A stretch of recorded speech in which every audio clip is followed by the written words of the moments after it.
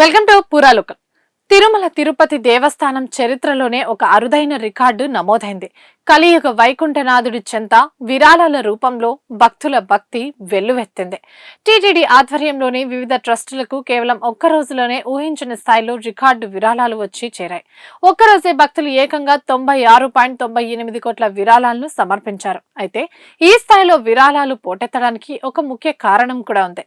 దాతలకు కల్పించే ప్రత్యేక సదుపాయాలు అంటే ప్రివిలేజెస్ విధానంలో ఈ నెల 16 నుంచి టీటీడీ సరికొత్త మార్పులను తీసుకొచ్చింది.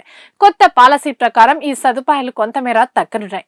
కానీ ఈ పాత విధానం గడువు ముగిసేలోగా విరాళాలు ఇచ్చేవారికి పాత సదుపాయాలనే కొనసాగిస్తామని టీటీడీ ప్రకటించడంతో దాతలు ఒక్కసారిగా పోటెత్తారు. ఈ క్రమంలో కేవలం ఒక్కరోజే 2660 మంది దాతలు స్వామివారికి విరాళాలు అందించారు. ఇందులో అత్యధికంగా 2354 మంది ఆన్లైన్ ద్వారా, మరో 106 మంది ఆఫ్లైన్ ద్వారా తమ కానుకలను సమర్పించుకున్నారు. రాబోయే రోజుల్లో సామాన్య భక్తుల దర్శనానికి ఎలాంటి ఇబ్బంది కలగకుండా చూడాలనే ఉద్దేశంతోనే టీటీడీ ఈ ప్రివిలేజెస్ విధానంలో మార్పులు చేస్తూ నూతన పాలసీని అమల్లోకి తీసుకొచ్చింది.